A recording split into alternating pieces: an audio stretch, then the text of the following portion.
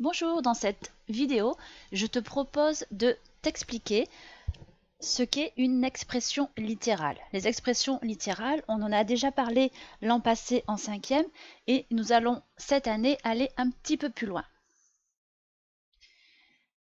Pour rappel, calculer la valeur d'une expression littérale, cela revient à attribuer un nombre à chaque lettre de l'expression afin d'effectuer le calcul.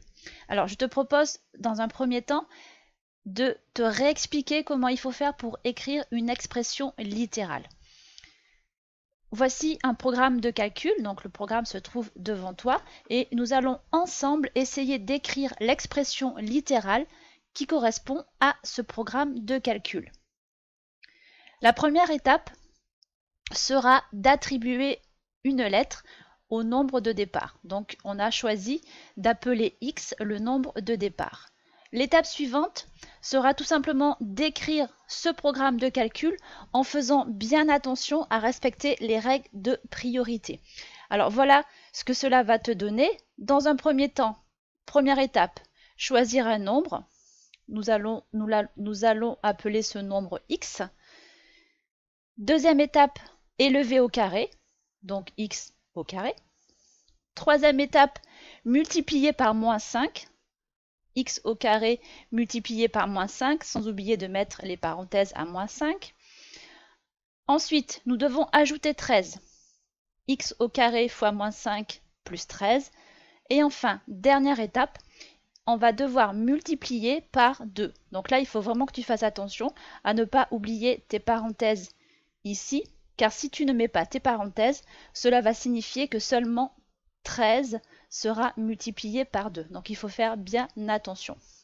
Une fois que l'on a écrit ce programme de calcul, on va pouvoir réécrire l'expression correspondant à ce calcul. Donc là, je t'ai réécrit l'expression que nous avons trouvée précédemment. Cette expression, on va pouvoir un petit peu la manipuler pour la rendre un petit peu plus lisible. La première chose que je vais faire, c'est le x2 ici. Je vais le mettre devant la parenthèse.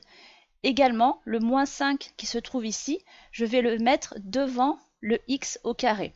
Une fois que l'on a fait cela, on peut également enlever ici le signe de la multiplication qui se trouve ici, ainsi que celui-ci, pour nous retrouver avec cette expression qui se retrouve un petit peu plus simplifiée. Deuxième étape sera de t'expliquer comment tu vas pouvoir utiliser cette expression littérale que tu as trouvée. Je te propose de calculer la valeur de grand A pour x égale à moins 2. Une certaine méthode devra être utilisée. La première étape, qui n'est pas obligatoire, mais qui va pouvoir t'aider, c'est de réécrire tous les signes multiplicatifs que nous venons d'enlever. Donc regarde, ça va te donner ceci. Là, tu as l'expression que nous avons trouvée et j'ai réécrit ici les signes de la multiplication pour t'aider dans le calcul. Mais je te rappelle, ce n'est pas une obligation. La deuxième étape sera de remplacer la lettre par la valeur que l'on te donne. Ici, on nous demande de calculer pour x égale moins 2. Donc, j'ai tout simplement ici et là remplacé x par moins 2.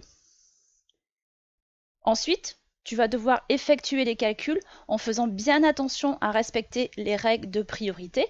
Donc, voilà ce que ça va te donner.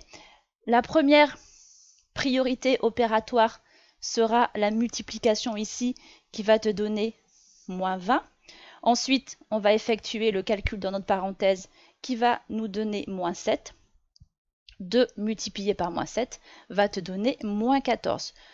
Voilà, cette vidéo est terminée. Je te propose de nous retrouver dans une prochaine vidéo.